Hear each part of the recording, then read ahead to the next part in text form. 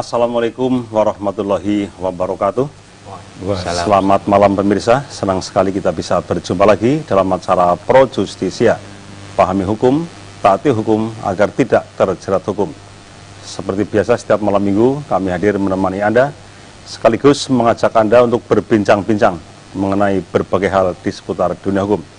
Dan malam ini tema kita sangat menarik, yaitu perjuangan rakyat Kebumen.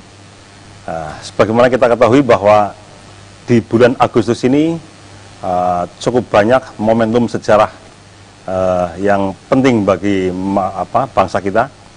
Yang jelas di sana ada Hari Pramuka tanggal 14 Agustus, kemudian besok tanggal 17 Agustus merupakan Hari Proklamasi Kemerdekaan Republik Indonesia yang ke-75, dan tanggal 21 kalau nggak salah Hari Jadi Kabupaten Kebumen. Dalam rangka menyongsong peringatan Hari Proklamasi Kemerdekaan Republik Indonesia yang ke-75, di mana pada saat ini nampaknya gaung dan kemeriahan momentum peringatan Hari Ulang Tahun Kemerdekaan RI yang ke-75 ini agak berbeda dibandingkan dengan tahun-tahun sebelumnya. Mengapa demikian? Barangkali pandemi COVID Corona inilah menjadi salah satu penyebab utamanya. Bahkan berdasarkan informasi yang saya dapatkan, pemerintah Kabupaten Kebumen juga meniadakan malam tirakatan yang biasanya dilakukan oleh masyarakat di tingkat desa, tingkat RT ataupun tingkat RW. Nah, oleh karena itu pada malam hari ini sangat tepat kiranya tema kita di saat masyarakat mungkin kehilangan kesempatan untuk mendengarkan cerita dari para tokoh tentang bagaimana sejarah perlawanan masyarakat Kebumen, sejarah lahirnya proklamasi yang biasanya disampaikan pada saat malam tirakatan. Berhubung tahun ini tidak ada, barangkali malam ini bisa menjadi pengganti acara itu, sehingga para pemirsa diharapkan nanti akan mendapatkan cukup banyak informasi terkait dengan perlawanan rakyat Kebumen. Sebagai awal jumpa kita, saya akan bagikan dulu pagi kemerdekaan kita. Merdeka, merdeka, merdeka. Begini ya Pak Hilmi ya? Betul. Merdeka gitu ya. Jadi, merdeka. Ya. Terima kasih. Mudah-mudahan pemirsa juga ikut mengangkat tangan dan merdeka begitu kan ya.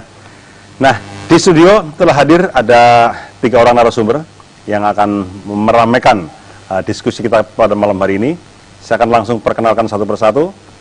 Di samping kiri saya, Bapak Helmi Sabri, BSc,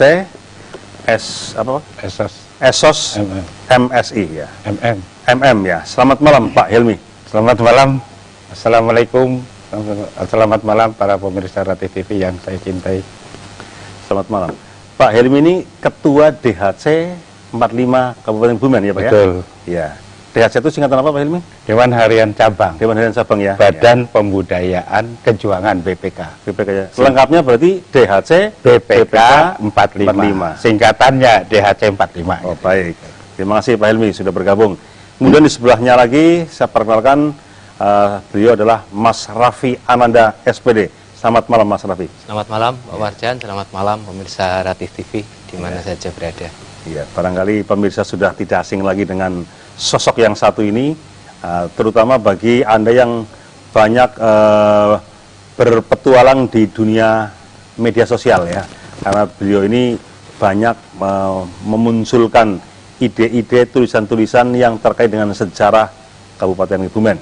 Dan beliau ini memang salah seorang yang sangat aktif ya, sangat aktif menaruh perhatian terhadap sejarah Kebumen, ya, termasuk berbagai peristiwa-peristiwa penting beliau ini cukup menguasai, sehingga kalau malam hari ini beliau kita hadirkan, saya kira sangat tepat untuk banyak bercerita tentang bagaimana sesungguhnya kondisi rakyat Kebumen pada saat menghadapi penjajah.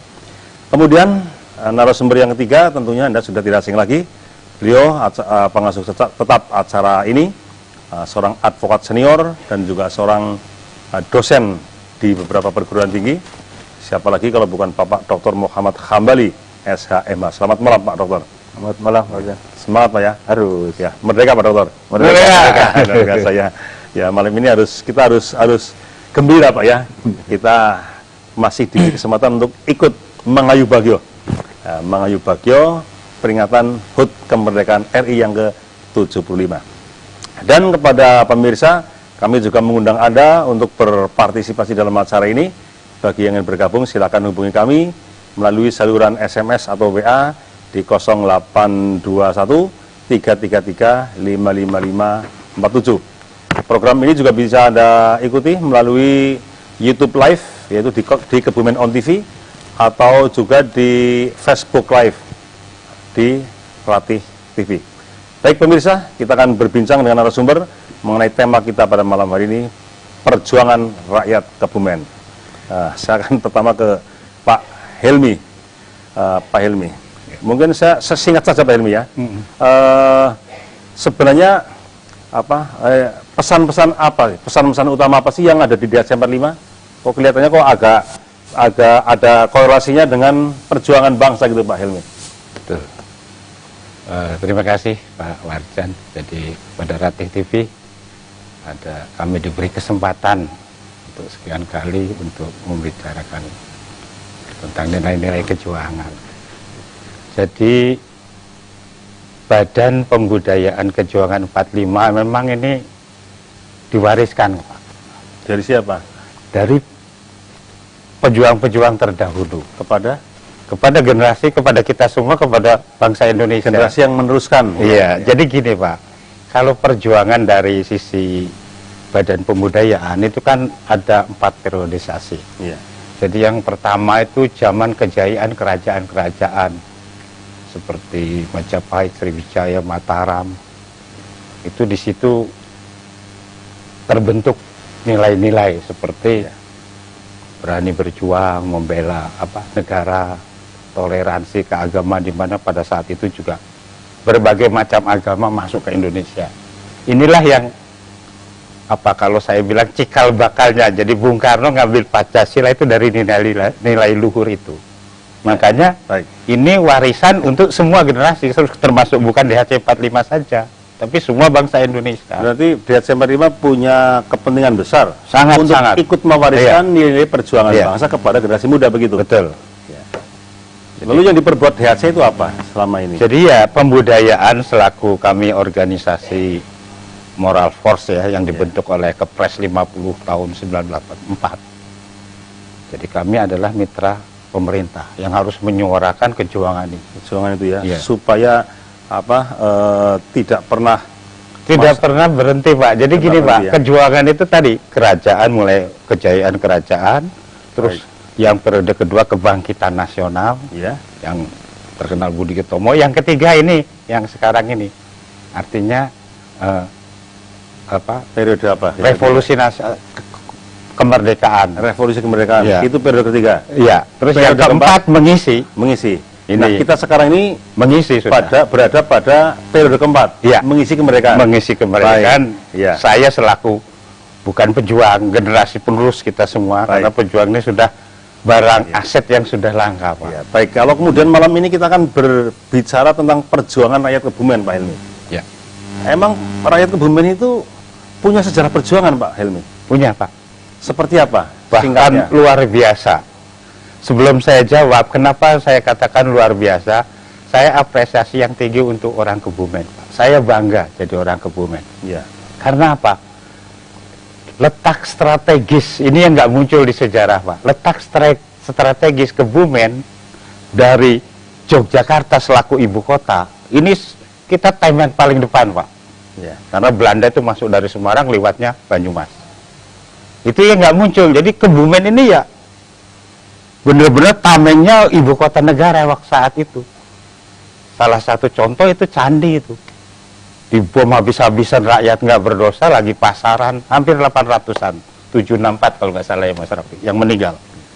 Kemudian adakah upaya dari DHC 45 untuk mewariskan nilai-nilai perjuangan itu secara lebih konkret dalam bentuk karya apa misalnya Pak? Ya, kami kebetulan ini sebelum ini kami dengan teman-teman ya itu sudah menyusun buku, Pak. Buku apa, Pak Helmi? Yang periode ketiga tadi, yang kita wariskan periode ketiga untuk diisi ke sekarang ini. Bisa Jadi ini, jadi Kebumen Berjuang. Ini, jadi kalau bisa di zoom, Kebumen Berjuang, perjuangan rakyat Kabupaten Kebumen pada tahun 1945-1949. Berarti itu perjuangan rakyat Kebumen pada periode Ketiga. mengisi kemerdekaan, tapi di saat-saat awal ya, Pak Helmi ya? Didasari oleh warisan tadi, Pak. Iya. Kan itu nilai-nilai luhur, katakanlah babonnya Pancasila lah. Jadi Pak Bung Karno itu ngambil dari sari-sarinya. Seperti tadi, kalau dalam kegiatan operasional itu bela negara, setia kawan, toleransi beragama, gotong royong, itu ada semua nilai-nilai. Jadi mau nggak mau rakyat Indonesia semua harus, terutama rakyat Kebumen, memang itu benar-benar apa ya, kota perjuangan. Kebumen kota perjuangan, Ya. Pak ya. Tapi kan mungkin generasi sekarang kan tidak begitu merasakan, Ya. tidak begitu menghayati ya kalau di Kebumen ternyata banyak peristiwa-peristiwa heroik yang Ya. luar biasa kan Ya. gitu. Dan buku ini menceritakan tentang apa, Pak? Ya. Ini apa isinya ini? Jadi setelah kemerdekaan 45 sampai 49, di mana di situ kondisi revolusi, kondisi Kebumen waktu setelah kemerdekaan, terus revolusi, pembentukan laskar-laskar, organisasi massa. Itu intinya sejak 45 sampai 49 itu bagaimana perjuangan rakyat Kebumen itu dituangkan di dalam buku itu. Iya, betul. Ada kalau peperangan itu, kalau Mas Raffi hafal ini. Iya, baik. Sekian jumlahnya, ada 50-an nggak ya? Baik, untuk lebih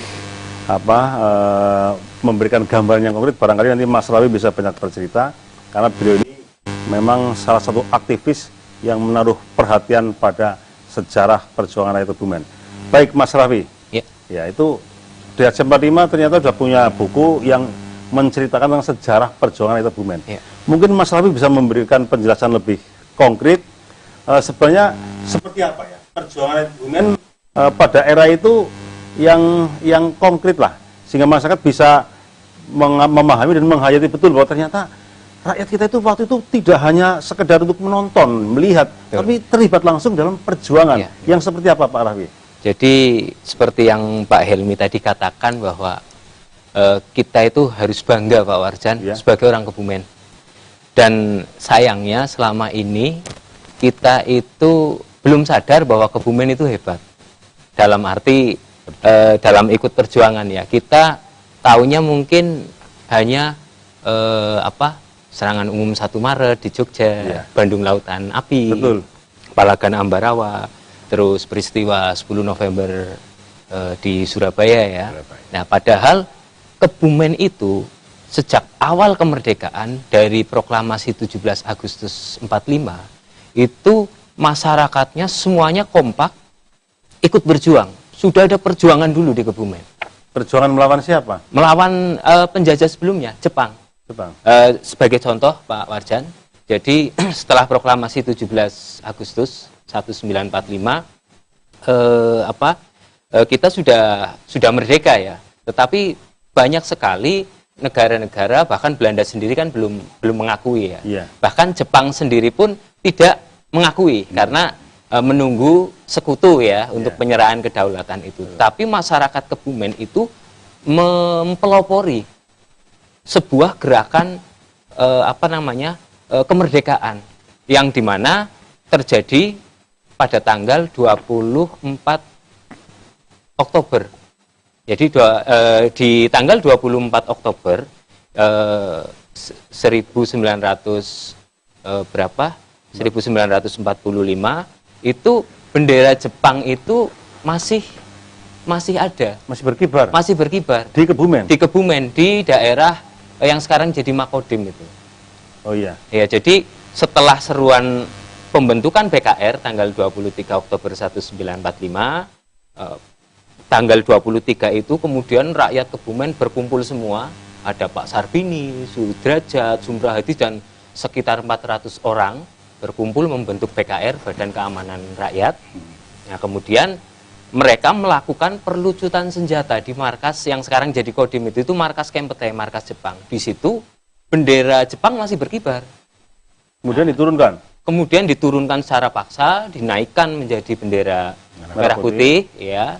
Nah, juga mengambil senjata-senjata dari Jepang. Berarti Pak, pada saat itu orang Jepang masih ada ya Pak Mas Rafi? Masih banyak, karena kan memang menunggu apa sekutu datang gitu ya. Nah, dari peristiwa di Kebumen inilah kemudian menyebar di berbagai daerah di Banyumas, di Magelang, bahkan sampai akhirnya di Surabaya.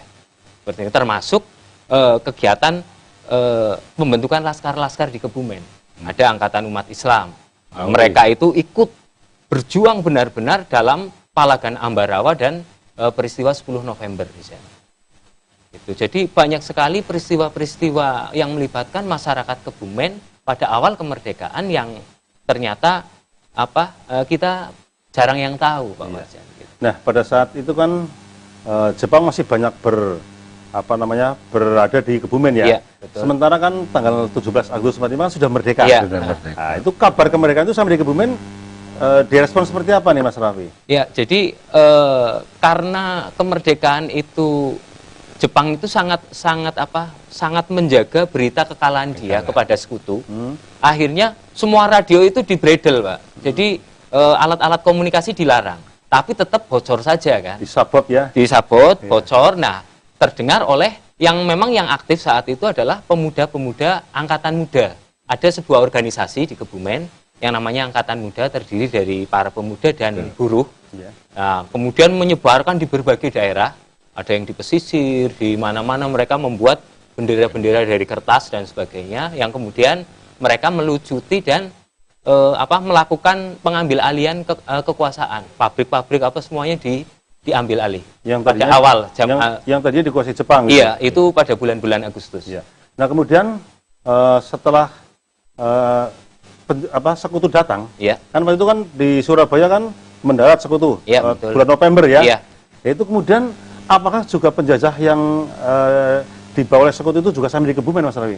Ya, kalau sampai di Kebumen itu ketika agresi militer 1, Pak.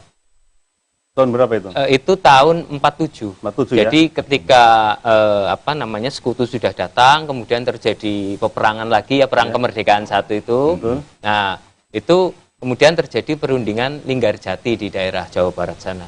Kemudian Belanda melanggar perundingan Linggarjati itu, kemudian menerobos masuk ke timur sampai ke Gombong. Mereka menguasai Gombong. Itu ya, jadi awalnya Belanda menguasai kembali Kebumen. Iya. Itu dari perjanjian Linggarjati yang dilanggar oleh Belanda. Betul. Itu tanggal 28 Juli. 28 Juli 1947 itu resmi Belanda menguasai Gombong. Nah, Kebumen belum, Pak. Belum ya? Belum. Baru menguasai Gombong. Nah, apakah saat itu rakyat Gombong juga diam saja ketika melihat Belanda datang lagi?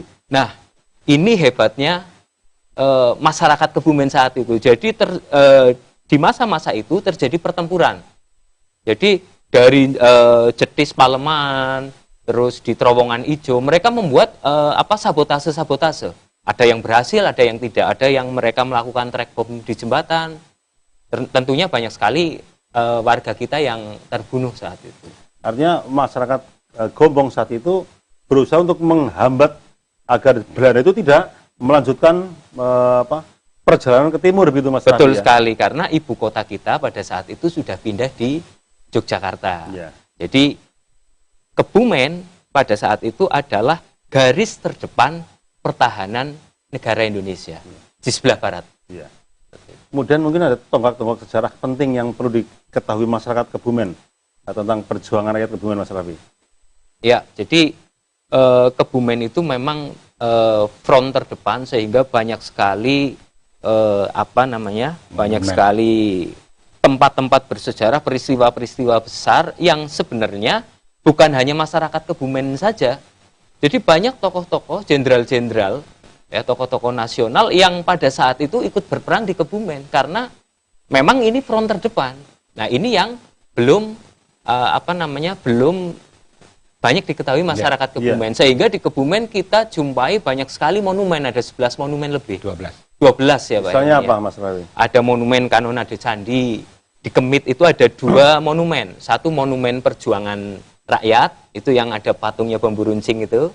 Nah, yang satu di tengah-tengah yang satu di tengah-tengah jembatan, itu monumen status quo. Jadi ini yang masyarakat Kebumen jarang yang tahu. Peristiwa status quo adalah peristiwa perundingan lanjutan dari perundingan Renville di kapal Renville. Nah, peristiwa itu terjadi yang status quo commit ini, Pak Warjan, itu terjadi tanggal 24 Januari 1948, di mana PBB itu datang di situ sebagai penengah dari pihak Indonesia dan pihak Belanda yang akhirnya membuat kesepakatan bahwa sebelah barat jembatan Kemit itu wilayah negara Belanda. Sebelah timur jembatan Kemit itu wilayah Indonesia. Berarti PBB sampai datang ke Gombong ya Mas? Di Gombong itu yang namanya KTN, Komisi Tiga Negara, dengan benderanya UNO itu, UNO. Berarti Gombong atau Kebumen itu sebenarnya mempunyai peran yang sangat vital ya. Betul sekali. Dalam pertempuran antara RI dengan Belanda kan gitu. Iya. Ya, baik. Mungkin nanti kita akan lebih perdalam lagi Mas Raffi terkait dengan berbagai momentum sejarah perlawanan rakyat Kebumen, tapi kita perlu dulu memberikan kesempatan kepada Pak Dokter biar nggak ngantuk ini.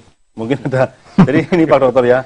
Ini DHC 45 membuat karya berupa buku Kebumen Berjuang. Ya, isinya itu menceritakan tentang sejarah perlawanan rakyat Kebumen melawan penjajah pada periode 45 sampai 49. Dan tadi Mas Raffi sudah menjelaskan ternyata di Kebumen itu dulu itu banyak terjadi perlawanan senjata melawan penjajah nih Pak Dokter. Sementara orang-orang sekarang ya seperti kita ini kan mungkin banyak yang tidak tahu ya bahwa ternyata perjuangan rakyat Kebumen pada saat itu betul-betul real, nyata, mereka mengangkat senjata bahkan sampai menimbulkan banyak korban. Nah, ada komentar Pak Dokter, silakan. Ya. Yang pertama kita patut mengapresiasi dengan terbitnya buku ini, walaupun ya kalau dilihat kekurangannya pasti ada ya, tidak ada buku yang sempurna, apalagi justru kekurangan itulah nanti mungkin muncul seri kedua barangkali kan. Itu hanya mungkin ini patut untuk dibaca oleh semua orang, bahkan bukan hanya orang Kebumen. Ya kalau orang Kebumen pejabatnya mesti tahu ini isinya, Pak. Hanya ini memang baru sampai tahun 49 ya. Artinya tahun 50 belum. Tahun 50 itu ada undang-undang pembentukan Kabupaten Kebumen nomor 13 tahun 50. Saya hafal karena kemarin baru bikin raperda jadi hafal ya. Semula ya enggak hafal saya. Tahun 50 Pak ya? Tahun 50 nomor 13 itu undang-undang pembentukan Kebumen. Jadi Kebumen dibentuk berdasarkan undang-undang nomor 13 tahun 1950. Tapi ini kan baru 49, nah mungkin itu nanti bisa jadi bahan ya. Dari sini ini cukup enak dibaca, Pak. Hanya memang ada bab 3 itu yang mungkin perlu ditambahkan ya. Bab 3 itu sebabnya itu hanya A kan. Mestinya ada B, ada C. Iya, betul. Itu. Jadi secara cepat karena ini saya baru terima juga kan. Cukup mengalir. Kemudian kalau memang benar apa yang disampaikan oleh Pak Helmi dan Mas Raffi itu bagus juga narasumber ditulis ya, narasumbernya. Jadi di sini ada Mas Bambang ya, Bambang Priambodo, anaknya Pak Narto itu ya mungkin cukup dia sekunder lah, bukan primer karena bukan pelaku ya, tetapi saya yakin dia cukup banyak menerima warisan pengetahuan tentang kejuangan atau perjuangan bapaknya. Ya mungkin narasumber lain bagus juga seperti monumen-monumen ya. Kemudian tadi sebut ada Angkatan Ulama Indonesia ya, AOI kan. Itu tapi menyebut AOI kadang-kadang masih ada yang melihat dari sisi lain. Itu yang harus hati-hati. Dan itu wajar dalam sejarah. Diponegoro itu bukan pahlawan kalau yang nulis sejarah itu orang Belanda. Gitu. Jadi hal yang wajar. Tapi prinsip kita patut mengapresiasi buku ini. Kemudian tadi sampaikan oleh Pak Helmi, sekarang tahap keempat, tahap mengisi kemerdekaan.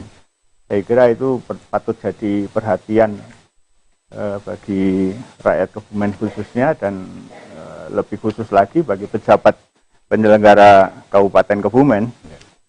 Karena tadi saya baru nulis pilkada itu untuk mensejahterakan rakyat atau untuk mensejahterakan pejabat gitu kan. Nah ini jadi patut juga untuk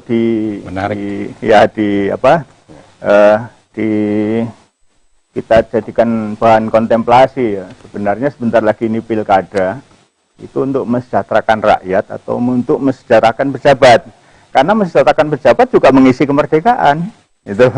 Tapi jangan lupa mensejahterakan rakyat itu juga mengisi kemerdekaan. Ya. Tapi saya kira mungkin mengisi kemerdekaan itu yang mensejahterakan rakyat. Buktinya apa ya? Pra pilkada itu rakyat sudah dibikin sejahtera oleh calon kan. Nah, mudah-mudahan pasca pilkada itu rakyat semakin lebih lagi. Saya kira sementara itu komentar. Kemudian ini Pak Dokter, saya ingin satu lagi Pak Dokter. Sebenarnya seberapa penting ya masyarakat itu tahu tentang sejarah lokal, Pak? Oh ya penting. Begini Pak. Jadi bagaimana kita karena dalam sejarah itu bukan hanya kejadian, tetapi ada nilai-nilai dan pelajaran yang bisa diambil sebagai nilai luhur yang patut dipertahankan dan diamalkannya. Jadi tanpa mengerti sejarah kita akan kehilangan arah, Pak. Karena sejarah itulah akar sebenarnya. Tadi disampaikan oleh Pak Helmi, Pancasila itu kan kalau ditelusur ya berasal dari sejarah. Sejarah itu apa yang telah terjadi kan? Apa yang telah terjadi, apa yang belum terjadi bukan sejarah. Nah, apa yang telah terjadi di situ terkandung nilai-nilai, kalau dalam hal ini nilai perjuangan. Kemudian sebenarnya bukan hanya nilai perjuangan, tetapi nilai luhur yang patut untuk dijadikan pedoman hidup. Ya barangkali kalau kita bicara Pancasila, nilai Pancasila mungkin dirasa terlalu abstrak ya, universal. Tapi dengan membaca semacam buku ini misalnya, kalau kita baca berulang-ulang, karena membaca buku sejarah itu jangan dilihat tanggalnya. Yang penting itu justru makna yang terkandung di dalamnya ya, karena tanggal bisa juga salah informasi. Tetapi makna itu, walaupun salah informasi, kalau maknanya mendalam, saya kira maknanya luhur, saya kira patut diperhatikan.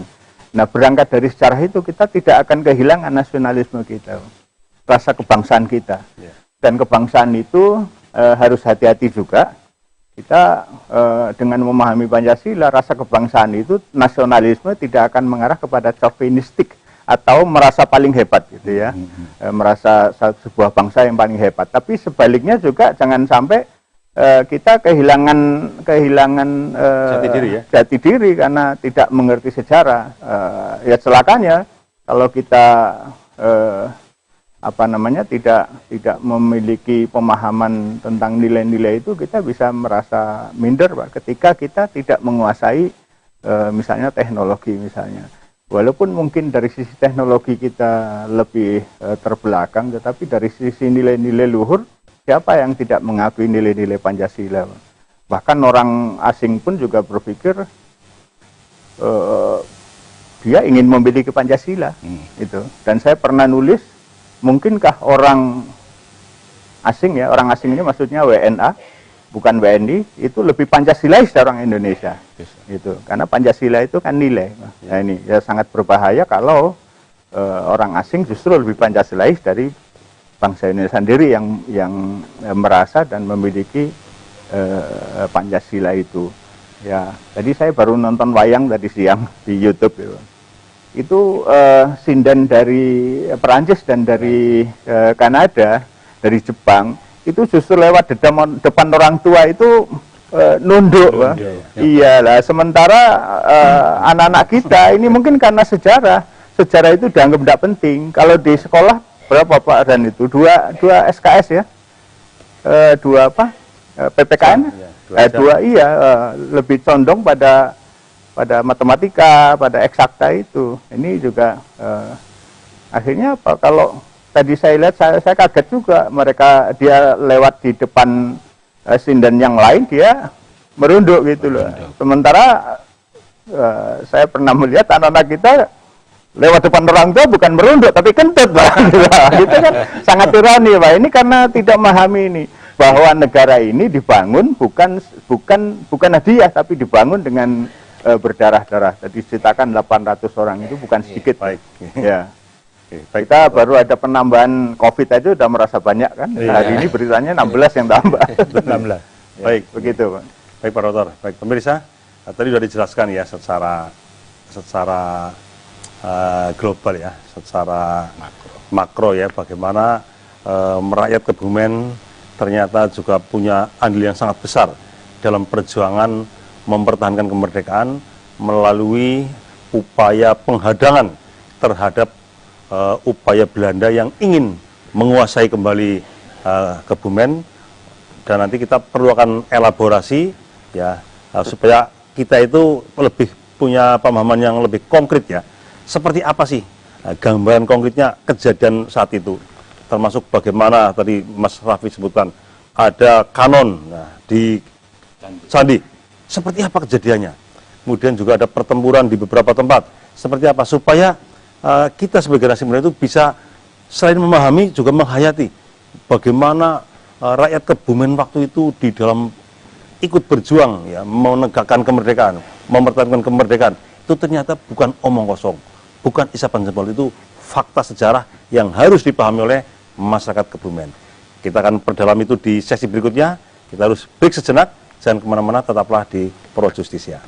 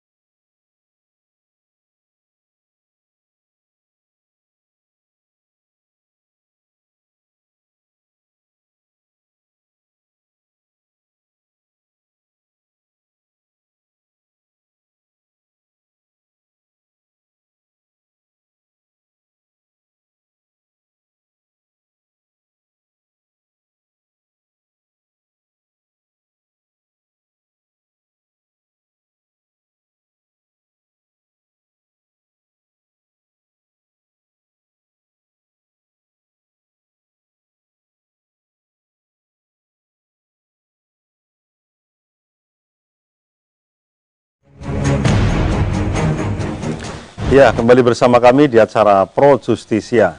Pahami hukum, taati hukum agar tidak terjerat hukum. Kita akan lanjutkan perbincangan kita pada malam hari ini mengenai perlawanan perjuangan rakyat Kebumen. Bersama narasumber kita ada Pak Helmi Sabri dari Dirjen 45 Kabupaten Kebumen. Kemudian juga ada Mas Raffi, ini seorang aktivis sejarah Kebumen, dan juga Pak Dr. Hambali selaku narasumber. Dan sebelum ke narasumber, ini sepertinya sudah ada SMS yang masuk. Akan saya bacakan terlebih dahulu. Ya, SMS pertama saya baca. Malam, mau tanya, apa termasuk benteng Van der Wijk peninggalan Belanda ke Jepang? Ya, terima kasih kepada pengirim SMS. Jadi ini mempertanyakan benteng Van der Wijk ini kan sudah cukup terkenal ya Mas Raffi ya. Betul. Nah ini yang bertanya ini, benteng Van der Wijk sebenarnya peninggalan Belanda atau Jepang? Ya. Silakan singkat Pak Raffi. Jadi perlu diketahui masyarakat Kebumen, nama Van der Wijk itu nama baru Pak Warja. Jadi kalau di data kolonial, itu nama aslinya Fort General Cocius. Fort itu benteng, General itu jenderal ya, Cocius itu nama orang. Nah, Cocius itu adalah seorang jenderal yang ikut dalam perang Diponegoro, perang Jawa, melawan Diponegoro. Tahun 1800. Nah, benteng itu dibangun setelah Perang Jawa, Pak, sebenarnya. Kalau kita ke benteng, sekarang kan ada tulisan aku dibangun 1818. Itu datanya lemah, karena ketika kita cari di Belanda, ternyata kita menemukan kapan benteng itu dibangun, tenaganya dari mana, batu batanya, bayarannya, kulinya berapa, itu ada semua. Tepatnya tahun berapa, Pak? Jadi benteng Fort General Cocius, atau yang sekarang dikenal dengan Benteng Van der Wijk, itu dibangun tahun 1844 sampai 1848, jadi 4 tahun. Setelah Perang Jawa, Perang Diponegoro, karena itu sebenarnya awalnya untuk antisipasi mbok-mbokan, ya, akan terjadi pergolakan lagi seperti Perang Diponegoro. Nah, kenapa dibangun di Kebumen, di Gombong? Karena mulai tahun 1828 sampai 1830 itu Pangeran Diponegoro berada di Kebumen. Oh begitu ya? Iya, bahkan Belanda bersusah payah memancing agar Pangeran Diponegoro mau ditarik keluar, dipancing keluar ke Magelang. Itu. Nah, kita tahu semua bahwa perang Diponegoro itu adalah perang yang merugikan kerajaan Belanda. Jadi Belanda tahu sumber kekuatannya sebenarnya di Kebumen. Itu. Berarti yang membangun benteng Van der Wijk itu Belanda? Belanda, tapi tenaganya orang kita. Orang kita ya? Ya, orang kita. Ya, waktu itu kan orang-orang kita mungkin dipaksa untuk bekerja tanpa dibayar kan begitu. Iya. Berarti bukan Jepang ya? Bukan. Nah, sekarang kemudian kok bisa sekarang terkenalnya kok jadi benteng Van der Wijk ini, Mas Raffi? Ya, jadi terakhir ketika Belanda sebelum meninggalkan Indonesia, sebelum Jepang masuk ya, di masa-masa terakhir itu ada yang namanya Jenderal Van der Wijk, itu gubernur militer Belanda. Nah, itu mungkin yang mengubah. Oh, gitu ya. Karena kalau kita teliti, di berbagai pintu itu ada nama-nama tokoh-tokoh Belanda. Termasuk yang hilang itu cuma Cociusnya saja. Tapi yang jelas kita sudah menemukan datanya, dan kebetulan kita kerjasama dengan NIMH, Netherlands Institute Military History. Memang benar benteng itu dibuat tahun 1844 sampai 1848, tapi karena tidak ada perang, akhirnya beralih fungsi jadi sekolah militer Belanda. Atau Pavilion School. Baik, demikian pemirsa dan juga penanya. Jadi benteng Van der Wijk itu peninggalan Belanda karena yang membangun memang Belanda. Baik, mungkin masih ada SMS yang lain. Selamat malam Ratih TV ya. Narasumber Pak Hambali, Pak Warjan, sesuai topik perjuangan rakyat Kebumen dan berbarengan HUT RI ke-75, Hari Pramuka menyongsong Hari Jadi Kebumen.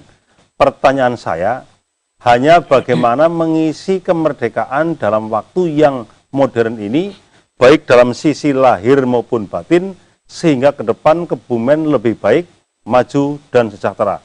Terima kasih dari Sahbani. Ini kurang identitasnya, Sahbani Pertanahan. Nah, ini salah seorang pemirsa yang setia. Terima kasih Mas Sahbani. Merdeka Mas Sahbani. Nah, itu ya. Baik, silakan dijawab. Siapa ini? Pak Helmi mungkin? Mas Raffi. Mas Raffi lagi? Oh enggak, Pak Helmi aja. Oh, Pak Helmi? Gitu iya. Ya. Terima kasih Pak Warjan. Jadi di periodisasi yang keempat ya, pengisi kemerdekaan sebenarnya itu tadi kan kalau kita runtut ya, warisan, terus Pak Hambali tadi jadi sejarah, nilai-nilai itu, sejarah itu mempengaruhi perilaku orang ke depan. Sebagai contoh, bangsa Jepang kenapa dia kuat di armada, karena memang dia perikanan. Seperti kita nenek moyang kita angkatan laut, kita juga kuat, cuman lautnya yang luas gitu. Makanya Jepang itu dia masuknya dari laut, Pak. Benteng-benteng kayak di Ayah. Mengisi kemerdekaan itu setiap kita melaksanakan nilai-nilai luhur itu sudah, Pak. Tapi yang utama kalau dari kami harus memberi contoh dari lingkungan keluarga ya, dari lingkungan keluarga berbuat baiklah. Baik. Kalau dari dulu P4 ya Pancasila itulah, itu sudah berbuat baik. Mulai dari keluarga, RT, RW, sampai ke nasional, negara nasional namanya, terbentuklah ketahanan nasional. Kira-kira mungkin secara singkat begitu, baik, Pak. Ya. Pak Dokter mungkin ada tambahan. Bagaimana mengisi kemerdekaan, ya, baik lahir maupun batin, supaya ke depan Kebumen lebih baik, maju dan sejahtera. Itu kan butuh apa kondisi ya untuk bisa menuju kepada Kebumen yang lebih baik, maju, sejahtera. Nah, ini apa yang harus kita kerjakan dalam rangka mengisi kemerdekaan, Pak Dokter? Ya, pendidikan yang baik. Pendidikan yang baik dan benar. Artinya kita tetap basicnya itu pada nilai-nilai luhur ya, Pancasila. Pendidikan itu. Ke depan kalau pendidikan beres, yang lain beres. Berarti kalau misalnya saat ini kondisi masyarakat kocar misalnya Pak ya, logikanya, apakah dapat dikatakan bahwa pendidikan kita belum berhasil? Iya, setiap 5 tahun seringkali berubah kurikulumnya. Padahal namanya teknologi itu percepatannya sangat luar biasa, Pak. Jangan pendidikan, kalau tadi Pak Helmi dan Mas Safi mengatakan pembudayaan, pendidikan itu pembudayaan. Itu memiliki waktu yang memerlukan waktu yang jauh lebih lama daripada mengembangkan teknologi.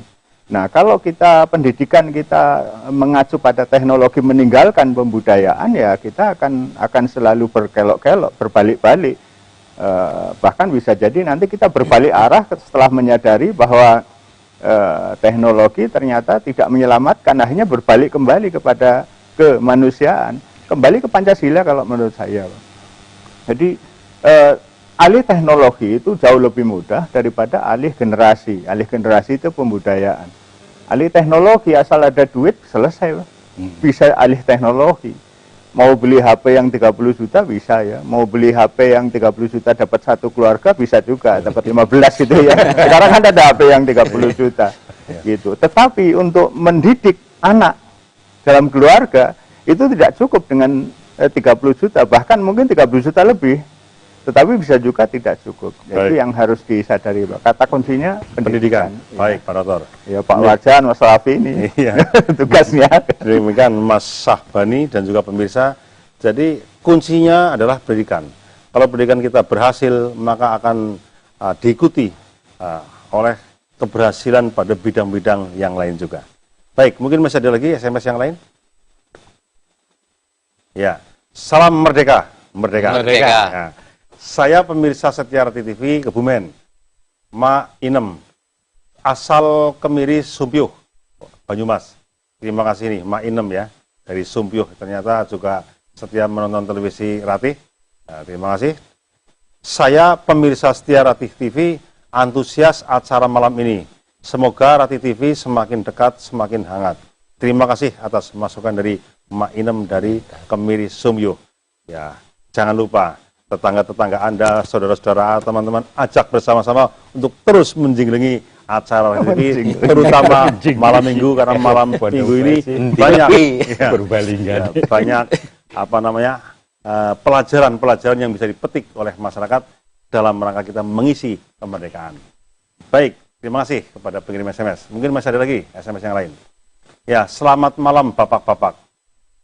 Saya kira buku itu sangat baik untuk dibaca masyarakat Kebumen, agar kita tahu perjuangan rakyat Kebumen dalam melawan penjajah.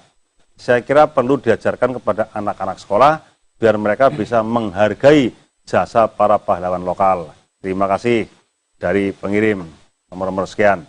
Ya, jadi ini termasuk masukan bagus Pak Helmi. Betul. Jadi buku ini bagaimana caranya supaya tidak hanya dibaca oleh orang-orang tua. Betul. Kasar yang tembung Pak Helmi ya. Wong tua kan semeh mati lah kan itu. Nah, ini justru generasi muda ini lebih penting lagi untuk mengetahui sejarah Kebumen. Sehingga dengan mengetahui sejarah Kebumen mereka jadi bisa menghargai jasa para pahlawan. Dan mungkin banyak di antara kita yang tidak tahu bahwa ternyata ada pahlawan-pahlawan lokal kita yang selama ini kita nggak pernah tahu, Pak. Dan bagaimana kita akan menghargai, tahu saja tidak kan begitu. Ini masukan Pak Helmi ya. Ini cara memperolehnya, Pak. Cara memperolehnya apa gratis? Apa nah, Pak Helmi, jelaskan. Kemana? Ya, terima kasih. Jadi kami sebenarnya di 2001 ada kami buat buku 2000 tahun 2001 atau 2001.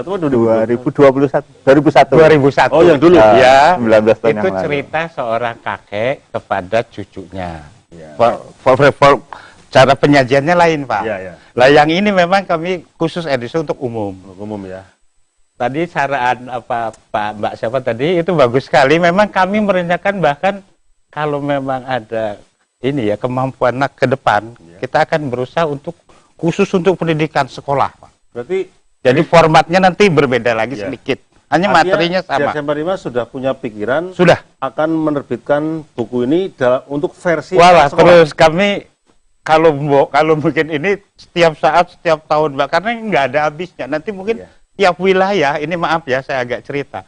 Dalam buku ini, saya berani nantang, Pak. Wilayah desa mana yang tidak terlibat. Jadi kalau masa-masa waktu saya di wilayah, cari orang tua suruh cerita, kebetulan ada orang tua itu tugasnya di Manado, dia cerita di Sadang, nggak nyambung. Tapi dengan buka ini, Karang Sambung ada. Pusat pemerintahan dulu pindah 8 bulan di Wadas Malang, ada monumennya. Dan itu banyak yang tidak tahu kan? Orang mirip, nggak ada monumen, tapi di situ justru banyak pahlawan tidak dikenal gitu, Pak. Baik. Jadi Kebumen kenapa di awal saya bilang patut berbangga ya dalam arti positif. Jadi gor kita itu udah tepat, Pak, Chandra di muka. Karena tadi Pak Mas Raffi bilang kita itu front depan. Disinilah pejuang-pejuang tangguh seperti Jenderal-Jenderal Rusmi Nuryadin, Martono, Rusman. Putra Kebumen semua, Pak. Kebumen ya. Termasuk Prabowo kalau mau ini. Dan itu banyak orang-orang pun yang tidak tahu. Tidak tahu. Nah, makanya itu Martono. ya. Kalau Sarbini ini cikal bakalnya BKR, TNI. Terus yang tadi Mas Raffi, SMP itu tempat pabrik senjata. Ini cikal bakalnya Pindad yang di Bandung, Pak. Kalau mau jujur loh, Pak Bali. Karena barang sana Kebumen, Pak. dibawa ke Bandung semua barang sini, Pak. Akhirnya. Baik. Jadi cara memperolehnya loh. Cara memperoleh buku supaya ini. masyarakat bisa mendapatkan buku ini gimana, Pak? Jadi Lewat kemungkinan kreatif. kami terbatas pendanaan ya, Pak. Jadi kami harapkan dukungan dari APBD 2 untuk ke depan sesuai dengan pesanan masyarakat tadi untuk pendidikan kami siap. Untuk ke sekolah nanti versinya penyajiannya Beda. ya, kami punya profesor sejarah dan memang orang pendidikan, jadi beliau tahu cara menunya bubur panas apa, pecel apa, gitu loh, Pak. Kalau Jadi kemas- pendanaan kemasnya harus berbeda ya nanti. Ketika itu dibaca anak-anak sekolah, ya harus yang kira-kira bahasanya sesuai dengan pikiran dunia anak-anak. mereka. Iya. Oke, baik. Jangan kayak kalau dulu kan Bung Karno mengatakan berikan kami 10 pemuda kami getarkan dunia. Sekarang anak sekarang kan pikirannya lain. Berikan kami 10 pemuda kami buat boy band katanya. Lah ini yang kalau nggak tahu sejarah, nenek moyangnya itu pelaut, pejuang. Makanya saya tantang, coba di buku ini daerah mana yang tidak terlibat. Saya orang Jakarta kaget kok. Barang saya telusuri dengan Mas Raffi, gila ini Kebumen. Baik. Tadi AUI, maaf. Ya. Ini ulama semua Pak Pangeran Diponegoro itu, tapi kan nggak muncul, Pak. Betul. Itu banyak santri yang gugur. Oke, Pak Helmi. Gitu. Saya kira terima kasih ya, masukan anda sangat bagus. Mudah-mudahan jadi perhatian di SMP 5 untuk suatu ketika mengagendakan penerbitan buku untuk versi anak sekolah sehingga mudah dibaca, ya, kemudian bisa mudah dipahami anak-anak kita, generasi kita nantinya bisa memahami sejarah rakyat kita sendiri dan menghargai jasa para pahlawan kita. Baik, mungkin masih ada SMS yang lain? Ya, baik, saya bacakan lagi. Selamat malam. Benarkah warisan penjajah banyak yang bermanfaat bagi bangsa, terutama Kebumen? Dari Yuda Petanan. Terima kasih Mas Yuda. Merdeka. Merdeka Mas Yuda ya. Iya, merdeka Mas Yuda. Ini ada pertanyaan sangat bagus Mas Raffi ini. Ya. benarkah warisan penjajah Belanda? Belanda kan banyak meninggalkan ini ya, apa namanya, ya tilas-tilas ya Mas ya. Apakah itu memang banyak bermanfaat bagi bangsa, terutama Kebumen? Silakan Mas Rafi. Kalau menurut saya itu kalimatnya bukan warisan ya. Karena ketika mereka membangun itu pun mereka yang bangun orang kita sebenarnya. Dengan adanya Rodi, adanya Romusa dan sebagainya. Cuma karena memang pada saat itu adalah masanya gurunnya penjajahan, kenapa kita bisa dijajah? Karena kita mudah diadu domba saat itu. Kita tidak boleh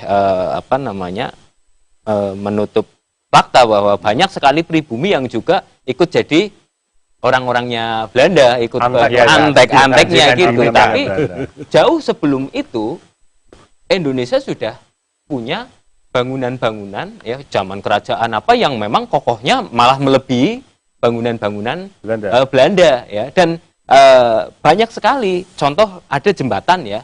Kalau kita lihat jembatan Tembana, jembatan di Temanggung, ada beberapa di Jogja, itu yang batunya itu batu-batu dari kotak-kotak itu ternyata diambil dari struktur-struktur bangunan candi. Candi-candi masa lalu dibongkar, diambil. Nah, terkait dengan pertanyaan tadi banyak bermanfaat, ini kalau menurut saya memang jauh sebelum adanya Belanda pun kita sudah punya, cuma teknologinya beda. Jadi terlepas dari sebuah kalimat penjajahan ataupun apapun itu, bahwa inilah mekanisme sebuah kemerdekaan, di mana ada korban harta, nyawa, ya kan, dan lain-lain, termasuk ada pertukaran teknologi gitu. Artinya tidak bisa dipungkiri bahwa memang pada masa penjajahan Belanda itu Belanda banyak melakukan pembangunan fasilitas. Tapi kan yang mengerjakan itu juga orang kita semua.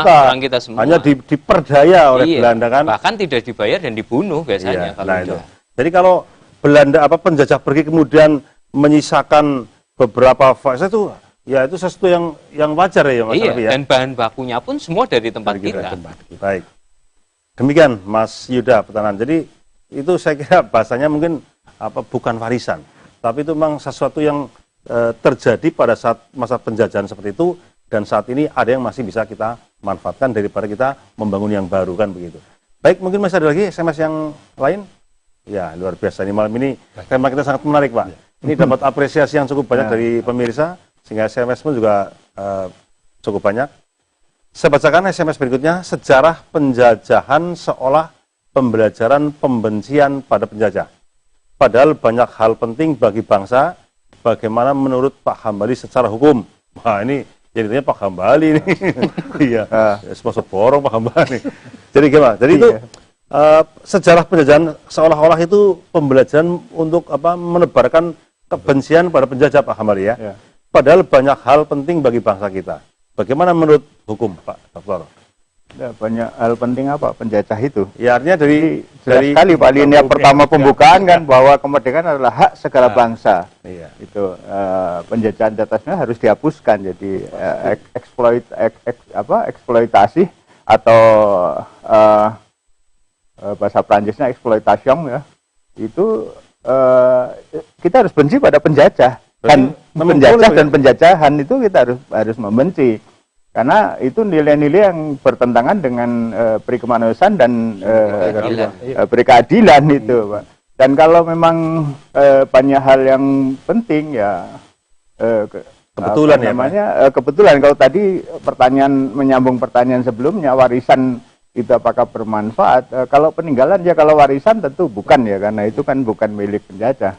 Tapi peninggalan ya dia meninggalkan itu, seperti orang kontrak kemudian ditinggal pergi karena habis kontraknya misalnya, itu bukan meninggalkan warisan tapi meninggalkan peninggalan. Nah, kalau dalam hukum waris harta peninggalan dan harta warisan itu beda. Harta warisan itu setelah harta peninggalan, setelah dipotong, diambil kewajiban, muncullah harta warisan. Bisa juga minus. Nah, kalau apa yang ditinggalkan oleh katalah Belanda atau Jepang, jangan-jangan minus gitu loh. Terus tidak ada warisan, adanya hanya peninggalan. Jadi kita memang harus menanamkan kebencian pada penjajah dan penjajahan, Karena itu bertentangan dengan peri kemanusiaan dan peri keadilan. Dan hukum kita juga sudah mengatur secara tegas ya, kita tidak ada toleransi sedikit pun terhadap segala bentuk penjajahan, kan begitu? Iya, dan mungkin ini kalau dilanjutkan itu KUHP kita kan peninggalan Belanda. Iya. KUH Perdata juga peninggalan Belanda. Tapi perlu diingat ya bahwa KUHP itu bukan peninggalan Belanda, itu peninggalan Perancis, Pak. Dari Perancis kode penal, kemudian dibawa ke Belanda menjadi Wetboek van Strafrecht, dibawa ke Indonesia menjadi KUHP, jadi KUH pidana. Jadi sebenarnya Belanda juga ngambil dari Perancis ya kode penal itu. Gitu. Jadi memang satu keniscayaan, interaksi baik itu bersifat menjajah maupun bersifat membantu itu pasti ada manfaatnya, pasti ada pentingnya ya. Dengan adanya penjajahan kita jadi merasa bersatu, Bhinneka bisa terbentuk. Kalau tidak mungkin tetap kerajaan. Ya, ada Demak sendiri, Mataram sendiri, tapi karena dijajah kemudian menyadari ternyata kita satu bangsa Indonesia kan. Baik, Pak Dr. Demikian pengirim SMS dan juga pemirsa jawaban narasumber. Saya akan bacakan SMS lain. Salam merdeka. Merdeka ya. Semoga Rati TV tetap jaya di udara. Tatia Sunaryo mau Cilacap. Wah, luar biasa nih. Selamat malam Mas Tatia Sunaryo ya. Jadi ternyata dari Cilacap pun juga banyak yang setia mengikuti acara ini. Mudah-mudahan acara ini yang walaupun hanya durasi 1 jam bisa memberikan cukup banyak manfaat kepada para pemirsa. Baik, sekarang saya akan kembali ke narasumber. Mungkin pemirsa sudah menunggu-nunggu seperti apa sih ya. Ini dalangnya mau bercerita tentang perlawanan rakyat Kebumen. Mas Raffi tolong coba diceritakan lebih konkret supaya kita bisa mendapatkan penggambaran yang konkret dan bisa menghayati peristiwa Kanon Candi misalnya. Seperti apa kejadiannya Mas Raffi? Untuk peristiwa Kanonade Candi kebetulan beberapa waktu yang lalu kami bekerja sama dengan NIMH, Nederland Institute Military History dari Kementerian Pertahanan Belanda, di mana awalnya itu saya sengaja menulis di website ya tentang cerita candi versi kita, karena ada versi lain kan, versi penjajah gitu, yang ternyata mereka itu memantau dan akhirnya meminta izin ke kami untuk mentranslate dengan bahasa Belanda dan dibahas di sana secara resmi oleh pemerintah sana dengan mengumpulkan veteran, karena kita menulis korbannya banyak sekali, sekitar 600 sekian, terus mortirnya itu ada. Jadi peristiwa Kanonade Candi itu terjadi tanggal 19 Oktober 47. Itu Candi Karanganyar, ya sebelah Pelarangan, itu jadi pasar sementara, karena pasar yang di Karanganyar itu pindah. Karena Belanda kan sudah digombong, tapi kan belum menerobos masuk untuk agresi yang ke-48 itu kan, agresi kedua. Nah, tapi Belanda itu tahu kalau di candi itu banyak dapur umum. Warga masyarakat kita memasak di situ untuk para pejuang, untuk para TNI, terus tentara pelajar dan laskar-laskar. Akhirnya mereka itu ngebom dari atas pakai pesawat. Nah, kalau di prasasti candi ditulis itu ada 600 mortir ya, kayak kanon, kayak botol itu kan. Nah, ternyata dari tulisan kita yang di sana, terus veteran-veteran Belanda ditanya, dan akhirnya mereka tidak mau membuka data tentang peristiwa candi, mereka akhirnya mengakui bahwa tidak hanya 600, mereka membombardir candi dengan 3.000 mortir. Dari 3 titik, dari Gombong, terus dari Kenteng, satunya lagi saya agak lupa, dan mereka mengakui itu. Cuma mereka tidak menyebutkan berapa jumlahnya, karena mereka dari jauh kan nyerangnya. Ya, di situ tentunya banyak sekali yang meninggal, ada yang tangannya putus, kepalanya nyampir di pohon dan sebagainya. Itu ribuan kalau menurut saya, karena waktu itu lagi pasaran, Pak. Lagi banjir. Pagi pas pasaran. Suasana pasaran, dijatuhi mortir. 3.000 mortir. 3.000 mortir, dan kemudian dari Kementerian Pertahanan Belanda, dari NIMH itu datang menemui kami, terus kita ke sana dan kita masih menjumpai 4 korban yang selamat. Ya sudah sepuh-sepuh, ada yang tangannya kena bekas mortir, patah. Entah kalau tahun ini masih hidup atau enggak beliau itu, karena udah 2 tahun yang lalu. Itu. Berarti korban dari peristiwa Kanon Candi itu luar biasa Luar banyaknya. biasa sekali. Dan itu orang-orang yang praktis tidak berdosa. Iya, orang-orang sipil, Pak. Orang-orang sipil. Lagi pada di pasar itu ya. Iya, lagi di pasar. Lagi belanja cabai, belanja makanan, tiba-tiba kejatuhan mortir gitu kan ya. Berarti angka yang selama ini beredar ya, katakanlah berapa tadi? 600 sekian itu mungkin lebih. Yang jauh, bisa didata, yang itu didata yang ya? bisa ditemukan. Karena saat itu banjir, Pak Warja. Banjir ya. Iya, jadi Berarti banyak yang korban kemungkinan banyak yang terbawa air iya, juga banyak ya. sekali, banyak sekali. Wah, Dan itu. satu lagi terkait perjuangan rakyat Kebumen yang ini dari tadi kan dari sisi perjuangan ya Pak Warjan. Ini dari sisi kesiapan masyarakat Kebumen atau potensi sumber daya manusianya, bahwa pada awal kemerdekaan Kebumen itu yang dimotori oleh Pak Sarbini, Pak Sumbrahadi dan sebagainya, yang putra-putra Kebumen itu memindah alat-alat yang ada di Bandung, dipindah di SMP 7 sekarang. Nah, di situ mereka membuat senjata-senjata, siswa-siswa sekolah teknik saat itu membuat senjata, orang-orang Kebumen semua, itu untuk pergerakan perjuangan di daerah Kedu.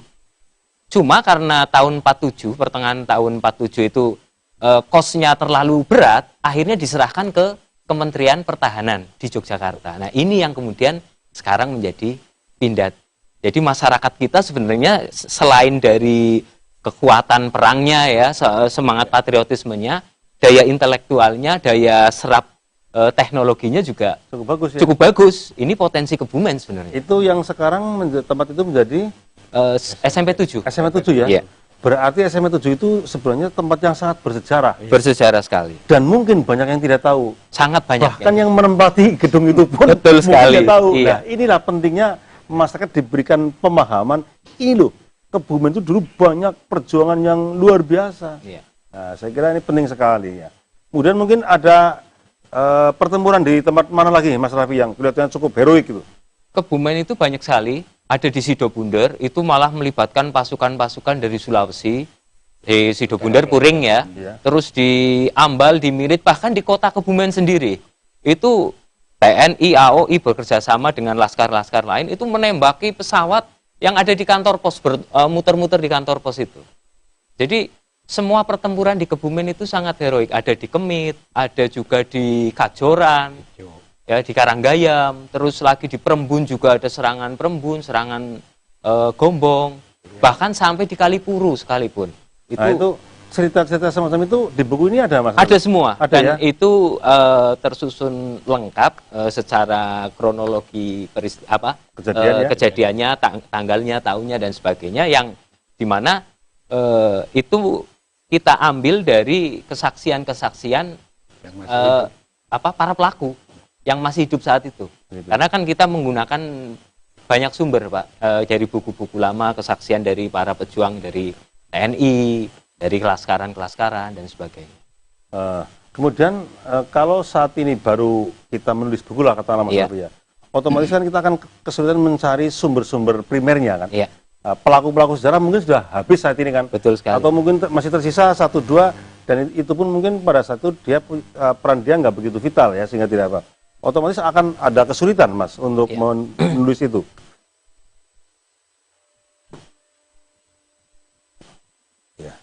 Ya, singkat saja, Mas Raffi. Ya, memang itu kendala ya. Tapi alhamdulillah selama ini kita banyak menemukan ternyata para pelaku-pelaku itu, walaupun banyak yang jelas yang sudah jadi petinggi atau jenderal, mereka membuat buku. Tapi ternyata walaupun itu dari kelaskaran yang kemudian pada masa tuanya biasa saja, mereka biasanya membuat catatan harian, peristiwa. Harian, ya? Itu yang bisa kita ambil. Baik. Gitu. Ini ternyata itu kita sudah diberi peringatan, waktu kita sudah habis, bahkan sudah melampaui. Saya kan melihat jam itu, ternyata kan jam 8 masih kurang. Itu kan ternyata di sini sudah jam 8.10. Mohon maaf ini ya kepada para pemirsa. Jadi kami melihat jam yang salah. Ini biasanya jamnya itu memang baterainya sudah agak lemah sehingga tidak tepat. Oleh karena itu kita harus segera mengakhiri perbincangan kita pada malam ini, walaupun sebenarnya sangat menarik. Ya, mudah-mudahan lain waktu bisa kita bedah lagi lebih detail ya setiap kejadian, sehingga kita bisa punya pemahaman yang lebih jelas. Atau bahkan mungkin kalau Anda ingin lebih jelas lagi, baca saja buku ini, mumpung buku ini lagi digratiskan. Gratis ya Pak Helmi ya? Betul, ada gratis. tulisannya. Gratis. Jadi buku ini nggak dijual belikan saudara ya. Buku ini gratis, cuma untuk mendapatkan memang tidak semua orang mendapatkan, dan Anda bisa membaca di perpustakaan yang ada di Kebumen, terutama perpustakaan daerah. Saya kira di sana Anda bisa banyak menemukan buku ini, karena buku ini memang tidak diperjualbelikan. Baik, untuk closing singkat saja Pak Helmi, silakan mungkin ingin menyampaikan harapan himbauan kepada masyarakat. Ya, kami dari generasi penerus pembudayaan kejuangan 45. Jadi marilah kita selaku warga negara yang baik menghargai jasa-jasa pahlawan. Di momen yang baik ini, di hari ulang tahun kemerdekaan dan hari jadi Kebumen, jadi menghargai dengan kita melaksanakan, memahami buku ini, ya, membaca sejarah, ya. Karena dari sejarah tadi dikatakan Pak Hambali tadi ini sangat menentukan perilaku masyarakat, ya, bangsa itu ke depan. Baik. Untuk mencapai tujuan nasionalnya. Baik. Jadi marilah mencintai sejarah dan melestarikan. Hanya itu Pak. Terima kasih Pak Helmi. Berikutnya Mas Raffi. Ya, sebagai generasi muda kita tentunya punya tanggung jawab yang besar untuk mempertahankan ya dan mengisi ya. Karena kita bukan apa-apanya dengan beliau-beliau pendahulu yang merebutnya. Nah, kita isi dengan apapun yang kita bisa, apapun bidang yang kita bisa itu kita dasari dengan rasa cinta kepada tanah air. Sehingga apapun dan dimanapun kita nanti berada, kita akan sulit untuk diselongkan ya, bahasa Kebumennya diselongkan oleh isme-isme yang itu nanti malah menjadi melemahkan nasionalisme. Baik. Terima kasih Mas Raffi. Terakhir Pak Dokter. Ya. Jadi pertama kita patut apresiasi, kita sambut buku ini. Silahkan pemirsa kalau menginginkan memiliki buku ini mungkin bisa mencari informasi ke Rapi TV atau ke DHC 45. Sahabat Ali radhiyallahu berpesan ya, bahwa ikatlah pengetahuan dengan menuliskannya. Jangan sampai apa yang menjadi sejarah bangsa ini yang tidak mungkin diubah, kemudian kehilangan sumber, kehilangan catatan, maka kita perlu menuliskannya. Selamat untuk DHC 45 yang telah menerbitkan buku Kebumen Berjuang. Terima kasih. Terima kasih Pak Dokter, Mas Raffi, Pak Helmi. Demikian pemirsa perbincangan kita pada malam hari ini. Mudah-mudahan lain kesempatan kita bisa lebih banyak berdiskusi lagi tentang sejarah perjuangan rakyat Kebumen, agar kita sebagai generasi penerus betul-betul bisa mewarisi nilai-nilai perjuangan mereka dan kita wujudkan dalam kehidupan bermasyarakat, berbangsa, dan bernegara. Akhirnya kami harus undur diri, dan sebelumnya kita sekali lagi pakikan bersama pakik perjuangan rakyat Indonesia. Merdeka! Merdeka! Merdeka! Merdeka! Merdeka! Merdeka! Terima kasih. Assalamualaikum warahmatullahi wabarakatuh. Waalaikumsalam warahmatullahi wabarakatuh.